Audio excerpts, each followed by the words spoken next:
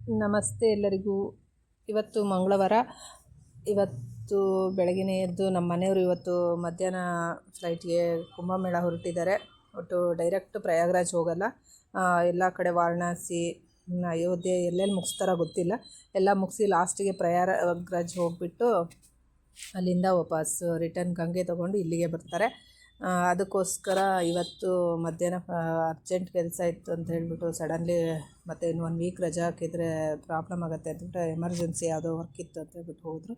ನಾನು ಅಷ್ಟೊತ್ತಿಗೆಲ್ಲ ಮಂಗಳವಾರ ಅಲ್ವಾ, ಎಲ್ಲ ಕೆಲಸ ಎಲ್ಲ ಮಾಡಿ ಮನೆಯೆಲ್ಲ ಒಂದು ವಾರದಿಂದ ಎಲ್ಲ ಕ್ಲೀನ್ ಮಾಡಿದ್ವಿ. ಇವತ್ತು ದೇವಸ್ಥಾನ ಇದಕ್ಕೆ ಹೋಗೋದು, ಕುಂಭಮೇಳಕ್ಕೆ ಹೋಗೋದು ಅಂತ ಹೇಳ್ಬಿಟ್ಟು ಪೂಜೆ ಮಾಡಿ ಬೆಳಗ್ಗೆನೇ ಎದ್ದು ಮಕ್ಕಳಿಗೆಲ್ಲ ಟಿಫನ್ ಎಲ್ಲ ಮಾಡಿಕೊಟ್ಬಿಟ್ಟು ಮತ್ತು ಮನೆಯೆಲ್ಲ ಕ್ಲೀನ್ ಮಾಡಿ ಪೂಜೆ ಎಲ್ಲ ಮಾಡಿದ್ವಿ, ರೆಡಿ ಮಾಡಿದೆ. ಅದಾದ ನಂತರ ನಮ್ಮ ಮನೆಯವರು ಕೂಡ ವಾಕಿಂಗ್ ಎಲ್ಲ ಮುಗಿಸಿ ಅಲ್ಲೂ ಕೂಡ ದೇವಸ್ಥಾನದಲ್ಲೆಲ್ಲ ಪೂಜೆ ಮುಗಿಸಿ ಬಂದರು. ಅಷ್ಟೊತ್ತಿಗೆ ಅವ್ರಿಗೆ ಅದೇ ಅರ್ಜೆಂಟ್ ಕೆಲಸ ಇತ್ತು, ಯಾವುದೋ ಒಂದು ಎಮರ್ಜೆನ್ಸಿ ಹೆಚ್ಚಿನ ಕೆಲಸ ಇತ್ತು. ಸೊ ಸಡನ್ಲಿ ಹೋದರು, ಎಮರ್ಜೆನ್ಸಿ ಕಾಲ್ ಇದ್ದಿದ್ದರಿಂದ ಹೋದರು ಅವರು. ಮತ್ತು 12 ಅಷ್ಟೊತ್ತಿಗೆ ರಿಟರ್ನ್ ಬಂದರು. ಅಷ್ಟೊತ್ತಿಗಾಗಲೇ ಅವ್ರ ಫ್ರೆಂಡ್ಸ್ ಎಲ್ಲ ಊರಿಂದ ಬಂದಿದ್ದಾರೆ, ಶಿವಮೊಗ್ಗದಿಂದ ಬಂದು ಎಲ್ಲ ಅವರು ಬೆಳಗ್ಗೆ ಟ್ರೈನಿಗೆ ಹೊರಟಿದ್ರಂತೆ, ಬೇಗ ಬಂದಿದ್ದಾರೆ. ಒಂದು 12 ಮೆಜೆಸ್ಟಿಕ್ ಬಂದುಬಿಟ್ಟಿದ್ರು. ಅದಕ್ಕೆ ಅವ್ರಿಗೆಲ್ಲ ಸ್ವಲ್ಪ ಶಾಪಿಂಗ್ ಮಾಡೋಕ್ಕೆ ಹೇಳಿದ್ರು. ಅವರು ಶಾಪಿಂಗ್ ಮಾಡ್ಕೊಳ್ಳಿ, ಮತ್ತು ಅಲ್ಲಿವರೆಗೆ ವೆಯ್ಟ್ ಮಾಡಬೇಕಲ್ವ, ಅದಕ್ಕೋಸ್ಕರ ಶಾಪಿಂಗ್ ಮಾಡ್ಕೊಳ್ಳಿ ಅಂತ ಹೇಳಿದರು. ಅದಕ್ಕೆ ಅವರು ಅದು ಇದು ಶಾಪಿಂಗ್ ಮಾಡ್ತಾಯಿದ್ರಂತೆ. ಇವ್ರು ಹೋಗೋವರೆಗೆ ವೆಯ್ಟ್ ಮಾಡ್ತಾಯಿದ್ರು. 1 ಆಮೇಲೆ ನಮ್ಮ ಮನೆಯವರು ಕೂಡ ರೆಡಿ ಆಗಿಬಿಟ್ಟು ಪೂಜೆ ಮಾಡಿ, ಅವ್ರ ಅಪ್ಪ ಅಮ್ಮಂಗೆ ಪೂಜೆ ಮಾಡಿ, ದೇವ್ರಿಗೆಲ್ಲ ಪೂಜೆ ಮಾಡಿ ಹೊರಟರು. ಅಷ್ಟೊತ್ತಿಗೆ ಊಬರ್ ಬುಕ್ ಮಾಡಿದ್ರು. ಊಬರಲ್ಲಿ ಹೋದರು ರೀಚಾಗಿ ಮೆಜೆಸ್ಟಿಕ್ಕಿಗೆ ಹೋಗಿದ್ರು. ವೆಹಿಕಲಲ್ಲಿ ನಿಂತಿತ್ತು, ಅದಕ್ಕೋಸ್ಕರ ಅಲ್ಲಿವರೆಗೆ ಹೋದರು. ಅದಾದ ನಂತರ ಅವ್ರನ್ನ ಕಳಿಸಿ ಈ ಕಡೆ ಊಟ ತಿಂಡಿ ಎಲ್ಲ ಮಾಡಿ, ಮಕ್ಕಳಿಗೆ ಇಬ್ಬರಿಗೂ ಸ್ಕೂಲಿತ್ತು, ಸ್ಕೂಲ್ ಕರ್ಕೊಬರಕ್ಕಂತ ಹೋದೆ. 3 ಗಂಟೆಗೆ ಒಬ್ಬಳನ್ನ ಬಿಟ್ಟರು. ಆಮೇಲೆ ನನ್ನ ಮಗನಿಗೆ 3:40 ಇತ್ತು ಟೈಮಿಂಗ್ಸು. ಸೊ ಅದಕ್ಕೆ ಅಲ್ಲೇ ಪಾರ್ಕಲ್ಲಿ ಓಡಾಡಿದ್ವಿ, ನಾನು ನನ್ನ ಮಗಳಿಬ್ಬರು. ಆಮೇಲೆ 3:40ಗೆ ಅವನು ಪಿಕಪ್ ಮಾಡಿ ಒಂದು ಸ್ವಲ್ಪ ಜ್ಯೂಸ್ ಎಲ್ಲ ಕುಡಿದು ಮನೆಗೆ ಬಂದ್ವಿ. ನಮ್ಮ ಮನೆಯವರು ಮೆಜೆಸ್ಟಿಕ್ ಹೋಗಿ ಊಬರಲ್ಲಿ ಅಲ್ಲಿಂದ ಏರ್ಪೋರ್ಟಿಗೆ ಹೋಗೋಕ್ಕೆ ಮತ್ತೆ ಕ್ಯಾಬ್ ಮಾಡಿಕೊಂಡು ಇನೋವಾ ಬುಕ್ ಮಾಡಿಕೊಂಡು 6 ಜನನೂ ಅಲ್ಲಿ ಏರ್ಪೋರ್ಟಿಗೆ ಹೋಗಿದ್ದಾರೆ. ಏರ್ಪೋರ್ಟಿಂದ ಎಲ್ಲ ವೀಡಿಯೋ ಮಾಡಿ ಕಳಿಸಿದ್ದಾರೆ ನಮ್ಮ ಮನೆಯವರು.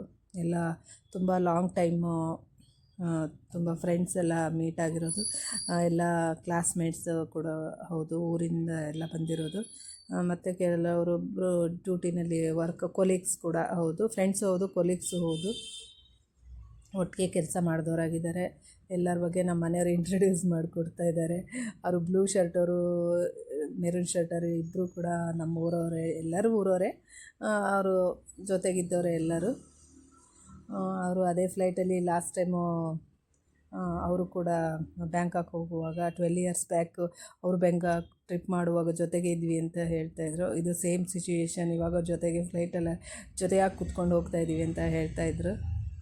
ಸೊ ಎಲ್ಲರೂ ವೆಯ್ಟ್ ಮಾಡ್ತಾಯಿದ್ದಾರೆ. ಫ್ಲೈಟು ಚೆಕ್ಕಿಂಗ್ ಎಲ್ಲ ಇತ್ತು, ಟೇಕ್ ಆಫ್ ಆಗೋದು ಲೇಟ್ ಇತ್ತು ಫ್ಲೈಟು. ಸೊ ಎಲ್ಲ ಅಲ್ಲೇ ಊಟ ಎಲ್ಲ ಮಾಡಿಕೊಂಡು ಮಾತಾಡಿಕೊಂಡು ಟೈಮೆಲ್ಲ ಪಾಸ್ ಮಾಡ್ತಾಯಿದ್ದಾರೆ. ಸ್ವಲ್ಪ 5 ಗಂಟೆಗೆ, ಆ್ಯಕ್ಚುಲಿ 5 ಗಂಟೆಗಿತ್ತು ಫ್ಲೈಟು. 5 ಗಂಟೆಗಲ್ಲ, ಒಟ್ಟು 6 ಇತ್ತು ಆ್ಯಕ್ಚುಲಿ ಫ್ಲೈಟ್ ಟೇಕ್ ಆಫ್ ಆಗೋದು ರಾಂಚಿಗೆ. ಅಲ್ಲಿಂದ ಟೇಕ್ ಆಫ್ ಮಾಡಿ ಅಲ್ಲಿಂದ ರಾಂಚಿಯಿಂದ ಅವರು ವಾರಣಾಸಿ ಹೋಗಿ ವಾರಣಾಸಿಲೆಲ್ಲ ಪ್ರೋಗ್ರಾಮ್ಗಳೆಲ್ಲ ಮುಗಿಸ್ಕೊಂಡು, ರಾಂಚಿಯಿಂದ ವಾರಣಾಸಿ ತುಂಬ ದೂರನೇ ಇದೆ, 400ಗಿಂತ ಎಕ್ಸ್ಟ್ರಾ ಕಿಲೋಮೀಟರ್ಸ್ ಇದೆ. ಸೊ ಅಲ್ಲಿಂದ ಬಸ್ ಹಿಡಿದು ವಾರಣಾಸಿಗೆ ಹೋಗ್ತಾ ಇದ್ದಾರೆ. ಅಲ್ಲಿ ವಾರಣಾಸಿ ಅಂದರೆ ಅಲ್ಲಿ ಈಸಿ ಅಂದರೆ ಇಲ್ಲಿ ನಮಗೆ ಡೈರೆಕ್ಟಾಗಿ ಪ್ರಯಾಗ್ರಾಜ್ಗೆಲ್ಲ ಫ್ಲೈಟ್ ಟಿಕೆಟ್ ತುಂಬ ಕಾಸ್ಟ್ಲಿ ಇತ್ತು, ಮತ್ತು ಸಿಗಲೂ ಇಲ್ಲ. ಟ್ರೈನಂತೂ ಯಾವುದು ಸಿಗಲಿಲ್ಲ, ಸೀಟ್ಗಳು ಯಾವುದು ಖಾಲಿ ಇಲ್ಲ, ಎಲ್ಲ ವೆಯ್ಟಿಂಗ್ ಲಿಸ್ಟಲ್ಲೇ ಇತ್ತು. ಸೊ ರಾಂಚಿಗೆ ಬೆಟರ್ ಅಂತ ಬಿಟ್ಟು ರಾಂಚಿಗೆ ಇವರು ಫ್ಲೈಟ್ ಟಿಕೆಟ್ ಮಾಡ್ಕೊಂಡಿರೋದು. ರಾಂಚಿಯಿಂದ ಪ್ರಯಾಗ್ರಾಜ್ ಹೋಗಲ್ಲ, ವಾರಣಾಸಿ ಹೋಗ್ತಾರೆ. ಆ್ಯಕ್ಚುಲಿ ನಾವು ಕಾಶಿ ಎಲ್ಲ ಅದು ಮೋಕ್ಷ ಪಡೆಯುವಂಥ ಸ್ಥಳ ಅಂತಾರೆ. ಇವಾಗ ನಾವು ಸತ್ತೋರಿಗೆಲ್ಲ ಮೋಕ್ಷ ಕೊಡೋದು ಅಲ್ಲೇ ಅಲ್ವಾ, ಸೊ ಅದಕ್ಕೆ ಫಸ್ಟು ನಾವು ಕಾಶಿಗೆ ಎಲ್ಲ ಕಡೆ ಹೋಗಿ ಓಡಾಡಿ ಬಂದು ಲಾಸ್ಟಿಗೆ ಇದು ತೀರ್ಥ ಸ್ನಾನ, ಗಂಗಾ ಸ್ನಾನ ಅಂದರೆ ತೀರ್ಥ ಸ್ನಾನ. ಆ ತೀರ್ಥ ಸ್ನಾನವನ್ನು ಮಾಡಿಕೊಂಡು ಮನೆಗೆ ಬರಬೇಕು. ಆ ತೀರ್ಥವನ್ನು ತಗೊಂಡು ಕೂಡ ಮನೆಗೆ ಬರಬೇಕು. ಅದರಿಂದ ಪ್ಲ್ಯಾನ್ ಹೆಂಗಿತ್ತು ಅಂದರೆ ಎಲ್ಲ ಕಾಶಿ ಅಯೋಧ್ಯೆ ಎಲ್ಲ ಮುಗಿಸ್ಕೊಂಡು ನೆಕ್ಸ್ಟು ಲಾಸ್ಟಿಗೆ ಬರುವಾಗ ಪ್ರಯಾಗ್ರಾಜ್ ಬಂದು ಗಂಗೆ ಸ್ನಾನ ಮಾಡಿ ತ್ರಿವೇಣಿ ಸಂಗಮದಲ್ಲಿ ಸ್ನಾನ ಮಾಡಿ ನೆಕ್ಸ್ಟ್ ಮನೆಗೆ ಬರಬೇಕು ಅನ್ನೋದು ಮೇಯ್ನ್ ಪ್ಲ್ಯಾನ್ ಆಗಿತ್ತು. ಅದರಿಂದ ಪಾಪ ಒದ್ದಾಡ್ಕೊಂಡು ಹೋಗಿದ್ದಾರೆ. ಬಟ್ ರಾಂಚಿ ತಲುಪಿದ್ದಾರೆ.